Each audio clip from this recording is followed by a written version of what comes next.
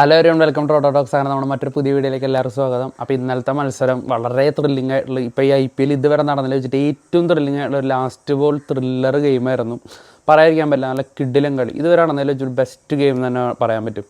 ഗുജറാത്തും അതുപോലെ തന്നെ ഡൽഹിയും തമ്മിലുള്ള കളി. അപ്പോൾ ആദ്യം ബാറ്റ് ചെയ്തത് ഗുജറാത്താണ്. ഗുജറാത്തിൻ്റെ ആ ഒരു ടോപ്പ് 3 ടോപ്പ് 4 കഴിഞ്ഞാൽ പിന്നെ അവർ ടീം വൻ ശോകമാണ്, നമുക്ക് എല്ലാവർക്കും അറിയാൻ. കഴിഞ്ഞാൽ അവർ തോറ്റു. അപ്പോൾ ഈ മത്സരത്തിൽ ആദ്യം തന്നെ സായി സുദർശൻ പുറത്താവുകയാണ്. അപ്പോൾ സായി സുദർശൻ പുറത്താകുമ്പോൾ സ്വാഭാവികമായിട്ടും ആ ടോപ്പ് 3 എന്നുള്ളത് ടോപ്പ് 2 ആയിട്ട് ചുരുങ്ങി. പക്ഷേ ബട്ട്ലർ അദ്ദേഹത്തിൻ്റെ ആ ഒരു നമ്മൾ കുറച്ച് കാലമായിട്ട് ബട്ട്ലറിനെ കണ്ടിട്ടുള്ള ആ ഒരു പഴയ ഒരു ഫോം, കഴിഞ്ഞ വർഷമൊക്കെ പുള്ളി കളിച്ചിരുന്ന ആ ഒരു രീതിക്ക് തന്നെ പുള്ളി നല്ല കിഡിലനായിട്ടൊരു ഹാഫ് സെഞ്ചുറി അടിച്ചു. അത് നല്ല കിഡിലൻ സ്ട്രൈക്കർ ആയിട്ടില്ല, മികച്ചൊരു ഇന്നിങ്സ് തന്നെ ബട്ട്ലർ കളിച്ചപ്പോൾ ഗില്ലിന് അപ്പുറത്തുനിന്ന് സപ്പോർട്ട് ചെയ്ത് കൊടുക്കേണ്ട ആവശ്യം മാത്രമേ ഉള്ളായിരുന്നു. അപ്പോൾ നല്ല രീതിയിൽ സ്കോർ റേറ്റ് അങ്ങ് കൂടി. തുടക്കം തന്നെ നല്ല റൺ റേറ്റിൽ തന്നെയാണ് ഗുജറാത്ത് പോയത്. പിന്നീട് വാഷിങ്ടൺ സുന്ദർ വന്നു. വാഷിങ്ടൺ സുന്ദറിൻ്റെ കേസ് പറയുമ്പോൾ ബൗണ്ടറീസ് നല്ല രീതിക്ക്, ഫോറൊക്കെ നല്ല രീതിക്ക് അടിക്കാൻ കഴിവുള്ള ബാറ്റ്സ്മാനാണ്. നല്ല സ്ലോട്ടിൽ കിട്ടുന്ന പന്തുകൾ ടൈമിങ്ങിലൂടെ സിക്സ് ആക്കാൻ കഴിവുള്ള ബാറ്റ്സ്മാനാണ്. ഒരു T20ക്ക് പറ്റിയ, അതായത് മോഡേൺ T20ക്ക് പറ്റിയ പ്ലെയറാണ് ഞാൻ ഇപ്പോഴും വിശ്വസിക്കുന്നില്ല. ബട്ട് സ്റ്റിൽ നല്ലൊരു പ്രൊഡക്റ്റീവായിട്ടുള്ള ഇന്നിങ്സ് ഇറക്കി കളിക്കുന്ന പ്ലെയറൊക്കെ തന്നെയാണ്. ഇന്നലെ അതുപോലെ അദ്ദേഹത്തിൻ്റെ ഒരു മികച്ചൊരു ഇന്നിങ്സ് വന്നു. അപ്പം ഗില്ലിൻ്റെ ഒരു 70+ കൂടെ ആയപ്പോൾ 210 എന്ന് പറയുന്നൊരു ഗംഭീര സ്കോറിലോട്ട് ഗുജറാത്ത് എത്തി. ഗുജറാത്തിനെ സംബന്ധിച്ച് അത് മികച്ചൊരു സ്കോറാണ്, കാരണം ഗുജറാത്ത് നല്ല ബോളിംഗ് ലൈനപ്പ് ഉണ്ട്. പിന്നെ ഡൽഹിയുടെ ബോളേഴ്സ് നല്ല ഫോമിലാണ്. ഇപ്പോൾ എസ്പെഷ്യലി നമുക്കറിയാം മുകേഷ് കുമാർ, നടരാജൻ, ലുങ്കി എങ്കിടി, കുൽദീപ് യാദവ്, ഇവരൊക്കെ നല്ല ഫോമിലാണ്. ഇവർക്കെതിരെ 210 എടുക്കുക എന്ന് പറയുന്നത് ഒരു നല്ലൊരു അച്ചീവ്മെൻറ്റ് തന്നെയാണ്. അതിൽ ഇന്നലെ മുകേഷ് കുമാറിനൊക്കെ നല്ല രീതിക്ക് അടി കിട്ടി. ലുങ്കി എങ്കിടി ആസ് യൂഷ്വൽ നടന്ന് വന്ന് സ്ലോ ബോൾ എറിഞ്ഞ് 4 ഓവറിൽ 24 റണ്ണൊക്കെ കൊടുത്തുള്ളൂ. കിട്ടില്ല ഓവറായിരുന്നു. പുള്ളിയുടെ പേരെടുത്ത് തന്നെ കാണണം, കാരണം പുള്ളി കഴിഞ്ഞ കുറേ വർഷങ്ങളായിട്ട് വർക്ക് ചെയ്ത് ആദ്യം ഭയങ്കര ചെണ്ടയായിരുന്നു. പിന്നീട് സ്ലോവേഴ്സ് നല്ല രീതിയിൽ വർക്ക് ചെയ്ത് ഇപ്പോൾ നല്ല രീതിക്ക് റൺസ് പിടിച്ചിട്ടാണ് പുള്ളി എറിയുന്നത്. അങ്ങനെ ആർക്കും അങ്ങനെ അടിക്കാൻ പറ്റണില്ല ലുങ്കി എങ്കിടി.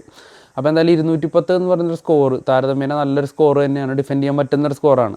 സിറാജും പ്രസീദ് കൃഷ്ണയും അതുപോലെ തന്നെ റഷീദ് ഖാനൊക്കെ ഉള്ളൊരു ബോളിംഗ് ലൈനപ്പിന്, റബാദയൊക്കെ ഉള്ള ബോളിംഗ് ലൈനപ്പിന് തീർച്ചയായിട്ടും പിടിച്ചിടാൻ പറ്റുന്നൊരു സ്കോർ തന്നെയായിരുന്നു. പക്ഷേ ഡൽഹിയുടെ ബാറ്റിംഗ് ലൈനപ്പും അത്യാവശ്യം സ്ട്രോങ് ആണ്. ഡൽഹിയുടെ നല്ല ഫിനിഷേഴ്സ് ഉണ്ട്, നല്ല ഓപ്പണേഴ്സ് ഉണ്ട്, മിഡിൽ ഓർഡറിലും കാര്യമായിട്ട് റൺസ് കളിക്കാൻ ആൾക്കാരുണ്ട്. സമീർ റസ്മി നല്ല ഫോമിലാണ്. എല്ലാം കൊണ്ടും ഡൽഹി നല്ല കോൺഫിഡൻസ് തന്നെയാണ് ബാറ്റ് ചെയ്യാൻ ഇറങ്ങിയത്. ഡൽഹിയുടെ ഏറ്റവും വലിയ കൺസേൺ എന്തായിരുന്നു പറഞ്ഞാൽ KL രാഹുൽ കഴിഞ്ഞ 2 മത്സരത്തിൽ, അതായത് ഇവർ വിജയിച്ച 2 മത്സരത്തിലും KL രാഹുലിന് കാര്യമായിട്ടൊന്നും കോൺട്രിബ്യൂട്ട് ചെയ്യാൻ പറ്റിയിട്ടില്ല എന്നുള്ളതായിരുന്നു. പ്രത്യേകിച്ച് ഇത്തരത്തിലുള്ള ചേസുകളിൽ KL രാഹുൽ അല്പം വീക്കാണെന്നാണ്. കാരണം പ്രഷർ സിറ്റുവേഷൻ വന്നു കഴിഞ്ഞാൽ KL രാഹുൽ അല്പം വീക്കാണെന്നാണ് പൊതുവേ ഉള്ളത്. അത് സത്യമാണ്. എന്നാൽ പോലും ഫസ്റ്റ് ബാറ്റിംഗ് ആണ് KL രാഹുലിന് കുറച്ചുകൂടി നല്ല സ്കോർ അടിക്കാനായിട്ട് അദ്ദേഹത്തിന് പറ്റുന്നത്. പക്ഷേ ഇന്നലെ നേരെ വിപരീതമായിരുന്നു. നിസംഗയോടൊപ്പം നല്ലൊരു ഓപ്പണിംഗ് പാർട്ണർഷിപ്പ് 10+ റൺ റേറ്റിൽ വന്നു.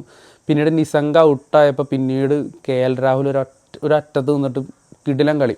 അതായത് ഈ IPL അദ്ദേഹം അടിക്കുന്ന ആദ്യത്തെ ഒരു ഷോട്ട് എന്ന് പറയുന്നത്, അല്ലെങ്കിൽ ആദ്യത്തെ ഒരു ബൗണ്ടറി ഷോട്ട് എന്ന് പറയുന്നത് അദ്ദേഹത്തിൻ്റെ ആ ഒരു സ്വതസിദ്ധമായൊരു ഫ്ലിക്കായിരുന്നു. ഏറ്റവും പ്ലീസിങ് ആയിട്ടുള്ള മോഡേൺ ക്രിക്കറ്റിലെ ഏറ്റവും മനോഹരമായ കാഴ്ചയാണ് KL രാഹുലിൻ്റെ ഫ്ലിക്ക് എന്ന് പറയുന്നത്. എന്നാലും ഒരു മനോഹരമായ ഫ്ലിക്കിലൂടെ തൻ്റെ അക്കൗണ്ട് തുറന്ന KL രാഹുൽ പിന്നീട് തിരിഞ്ഞു നോക്കാത്ത കിടിലൻ കളിയായിരുന്നു. ഒരു സെഞ്ചുറിക്ക് അരികെ 90s ഇത് 3ാമത്തെ തൊട്ടാണ് അദ്ദേഹം IPL പുറത്താകുന്നത്. സെഞ്ചുറിക്ക് അരികെ വീണ്ടും അദ്ദേഹം പുറത്തായി. ഒരറ്റത്ത് ഇങ്ങനെ വിക്കറ്റുകൾ ഇങ്ങനെ പൊയ്ക്കൊണ്ടിരിക്കുകയാണ്. നിസംഗ പോയതിനു ശേഷം നിതീഷ് റാണ വന്നു. നിതീഷ് റാണനെ മടക്കി. അതിൻ്റെ തൊട്ടപ്പുറത്ത് ബോളിൽ ഇൻഫോം ബാറ്ററായിട്ടുള്ള സമീർ റസിക്കെതിരെ ഒരു കിടിലൻ ഗൂഗിളി സമീർ റസിയുടെ കുറ്റി തെറിക്കുകയാണ് ഉണ്ടായത്.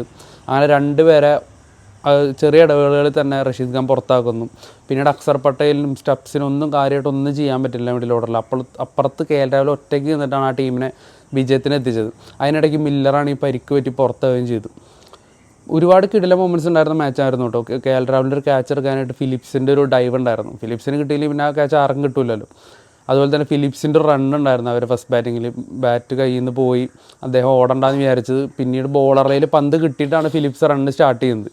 അത്രയും ക്വിക്കായിട്ടുള്ളൊരു റൺ ഉണ്ടായിരുന്നു ഫിലിപ്സിൻ്റെ.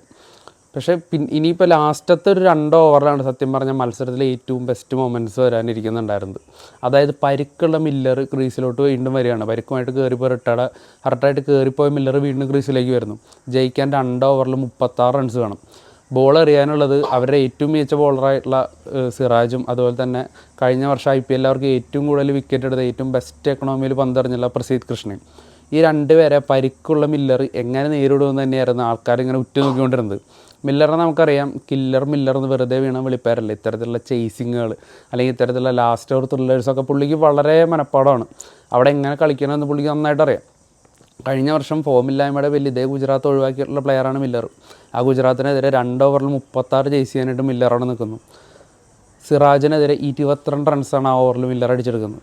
കളി ഇതാ നേരെ തിരിഞ്ഞ് ഡൽഹിയുടെ ഭാഗത്തോട്ട് കളി എത്തി. അടുത്ത ഓവറിൽ വേണ്ടത് വെറും 14 റൺസ് മാത്രം. അവിടെയും വിപ്രാജിതത്തിൻ്റെ കോൺട്രിബ്യൂഷനും കൂടി വന്നതോടുകൂടി രണ്ട് ബോളിൽ 8 റൺസ് എന്ന നിലയിലേക്ക് മില്ലർ വീണ്ടും ക്രീസിലോട്ട് വരികയാണ്. 103 മീറ്ററിൻ്റെ ഒരു കിഡിലൻ 6 തേർഡ് ടയറിലോട്ടാണ് പന്ത് പോയത്. പ്രസീദ് കൃഷ്ണയുടെ ഓഫ് സ്റ്റമ്പിന് പുറത്ത് കുത്തിയ പന്ത് മില്ലർ അടിച്ച് തൂക്കിയതാണ്. 2 ബോളിൽ നിന്ന് 2 റൺസ്. ഡൽഹി ക്യാമ്പിലൊക്കെ ആശ്വാസം, വിജയ് അവർ ഉറപ്പിച്ച് കഴിഞ്ഞു. ക്രീസിൽ മില്ലർ നിൽക്കുന്നു, ഒട്ടും ടെൻഷനില്ല. 2 ബോളിൽ നിന്ന് 2 റൺസേ വേണ്ടുള്ളൂ. പക്ഷെ പിന്നീട് അങ്ങോട്ട് കണ്ടത് അതിലും വലിയൊരു ഡിസ്റ്റായിരുന്നു. ഒരു പക്ഷേ അദ്ദേഹത്തിൻ്റെ ഓവർ കോൺഫിഡൻസ് ആണോ അല്ലെങ്കിൽ കുൽദീപ് യാദവിനോടുള്ള വിശ്വാസക്കുറവാണോ എന്നറിയില്ല, അദ്ദേഹം ഒരു സിംഗിൾ ഡെനേജ് ചെയ്യാനുണ്ടായത്. ഒരു ഷുവർ സിംഗിളായിരുന്നു, അത് അദ്ദേഹം ഡെനേജ് ചെയ്തു. അവസാന ബോളിൽ 2 റൺസാണ് വേണ്ടത്. പ്രസീദ് കൃഷ്ണയുടെ സ്ലോവർ ബൗൺസർ വരുന്നു, അത് മില്ലറിന് ജഡ്ജ് ചെയ്യാൻ പറ്റിയില്ല, അദ്ദേഹം അത് മിസ് ചെയ്യുന്നു. പന്ത് പിന്നിൽ കീപ്പറുടെ കയ്യിലേക്ക് വന്നു. അദ്ദേഹത്തിൻ്റെ ഡയറക്റ്റ് ത്രോ, ജോസ് ബട്ട്ലർ അദ്ദേഹത്തിന് പഴച്ചില്ല. കുൽദീപ് യാദവ് റണ്ണൗട്ടാവുന്നു. ഒരു വൈഡിൻ്റെ അപ്പീലൊക്കെ നടത്തിയെങ്കിൽ പോലും അത് വൈഡല്ലായിരുന്നു.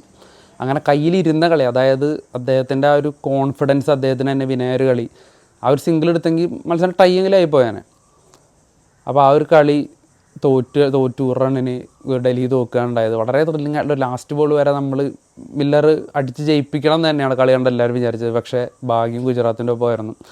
അല്ലെങ്കിൽ അവരുടെ ആ ഒരു പ്രസൻസ് ഓഫ് മൈൻഡ്, ജോസ് ബട്ട്ലറുടെ ഒരു പ്രസൻസ് ഓഫ് മൈൻഡ്, പ്രസീദ് കൃഷ്ണയുടെ ആ ലാസ്റ്റ് ബോൾ അദ്ദേഹം ആ ഒരു സ്ലോവർ ബൗൺസർ അറിയാൻ കാണിച്ച ആ ഒരു ബ്രില്യൻസ്, എല്ലാം കൊണ്ടും ഗുജറാത്തിന് കളി അനുകൂലമായിട്ട് മാറി. 4 ഓവറിൽ വെറും 17 റൺസ് മാത്രം വഴങ്ങി 3 വിക്കറ്റ് എടുത്ത റഷീദ് ഖാൻ അദ്ദേഹത്തിൻ്റെ ആ ഒരു വിൻറ്റേജ് അല്ലെങ്കിൽ ആ ഒരു പഴയ പ്രതാപം കാണിച്ചു കൊടുത്തൊരു മത്സരം കൂടിയായിരുന്നു. അപ്പോൾ എന്തായാലും അക്സർ പട്ടേൽ, നിതീഷ് റാണ, അതുപോലെ തന്നെ ഇൻഫോം ബാറ്ററായുള്ള സമീർ റസീം 3 പേരും വിക്കറ്റ് എടുത്ത റഷീദ് ഖാൻ തന്നെയാണ് പ്ലെയർ ഓഫ് ദ മാച്ച്. എന്തായാലും KL രാഹുലിൻ്റെ ഒരു കിഡിലിന് ഇന്നിങ്സ് പാഴായി എന്ന് തന്നെ വേണമെങ്കിൽ പറയാം. എന്തായാലും മില്ലർ